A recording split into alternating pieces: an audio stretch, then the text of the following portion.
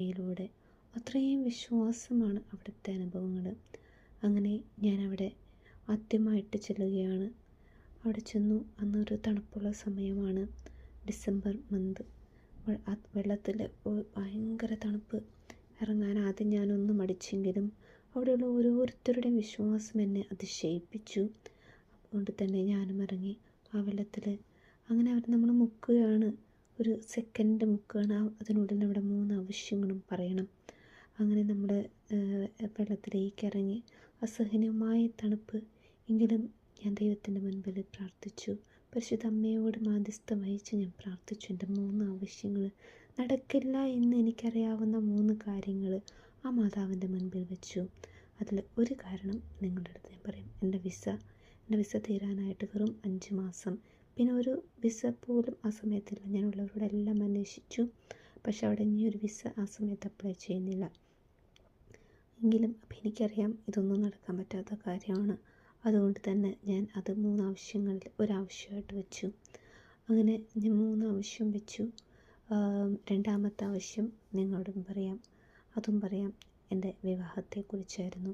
മൂന്നാമത്തെ ആവശ്യം കുറച്ച് പേഴ്സണലായതുകൊണ്ട് ഞാനത് മാറ്റിവെക്കുന്നു.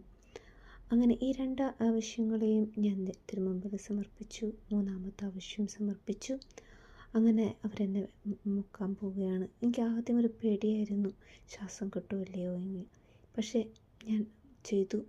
ഒരു സെക്കൻഡിനുള്ളിൽ അവർ നമ്മൾ ആ വെള്ളത്തിലേക്ക് മുക്കിയിറക്കും. തണുത്ത വെള്ളത്തിൽ നമ്മൾക്ക് മരിക്കുന്ന അവസ്ഥ വരെ തോന്നും. എങ്കിലും അവിടുന്ന് 2 മിനിറ്റ് കഴിഞ്ഞപ്പോൾ നമ്മൾ എഴുന്നേൽപ്പിച്ചു. എഴുന്നേറ്റ് കഴിഞ്ഞപ്പോൾ നമ്മളോട് അവർ പറഞ്ഞു, നന്നായി പ്രാർത്ഥിക്കുക. അവിടെ പ്രാർത്ഥിച്ചിറങ്ങിയപ്പോൾ എനിക്ക് ഭയങ്കര ഒരു അനുഭവമാണ് ഉണ്ടായത്. അത്ഭുതം എന്ന് പറയട്ടെ, ഞാനിത് പോയത് ഞാൻ നിങ്ങളോട് നേരത്തെ പറഞ്ഞു ഒരു ഡിസംബർ മന്തിലാണ്. നെക്സ്റ്റ് മന്ത് എൻ്റെ വിവാഹം നടക്കുകയാണ്. അവിടെ നിന്ന് 5th മന്ത് കഴിഞ്ഞപ്പോൾ എൻ്റെ വിസ തീരാൻ ഒരു 6 മാസം കൂടിയുള്ളൂ എന്ന് ഞാൻ പറഞ്ഞു.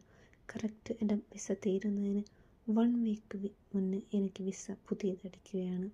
ദൈവത്തിൻ്റെ വലിയ അനുഗ്രഹങ്ങൾ അവിടെ ചെന്നപ്പോൾ എനിക്ക് ലഭിച്ചു. അപ്പോൾ അവിടെ ഇറങ്ങുന്ന എല്ലാവരും പറഞ്ഞു അവിടെ നടക്കാത്തതൊന്നുമില്ല. അത്രയ്ക്കും വലിയ അനുഭവമാണ്. അതുപോലെ തന്നെ ഞങ്ങൾക്ക് മറ്റൊരവസരം ചെന്നപ്പോൾ ലഭിച്ചത്, അവിടെ ചെന്നപ്പോൾ വിശുദ്ധ ബർണാണ് പരിശുദ്ധ അമ്മ പ്രത്യക്ഷപ്പെട്ടത്. ആ വിശുദ്ധയുടെ ഭവനം സന്ദർശിക്കാനുള്ള ഭാഗ്യം ഞങ്ങൾക്ക് ലഭിച്ചു. ആ വിശുദ്ധയുടെ പിതാവിൻ്റെ മില്ലിലും ഒക്കെ ഞങ്ങൾ ചെന്നു. ഭവനത്തിലും വിശുദ്ധ ഉപയോഗിച്ച വസ്തുക്കളെല്ലാം കാണാൻ സാധിച്ചു. വലിയൊരു അനുഗ്രഹമായൊരു നിമിഷമായിരുന്നു അത്. ഇനിയും എൻ്റെ ഒരു ആഗ്രഹമാണ് ഈ വിശുദ്ധ സ്ഥലം ഒന്നും കൂടെ സന്ദർശിക്കണമെന്ന്. അവിടെ വന്ന് ദൈവത്തിന് എല്ലാത്തിനും നന്ദി പറയണമെന്നും എൻ്റെ ഈ ആഗ്രഹം കർത്താവ് സാധിച്ചു തരുമെന്ന് ഞാൻ വിശ്വസിക്കുന്നു. ദൈവമേ നന്ദി, ഈശോയെ നന്ദി, ഈശോയെ സ്തുതി.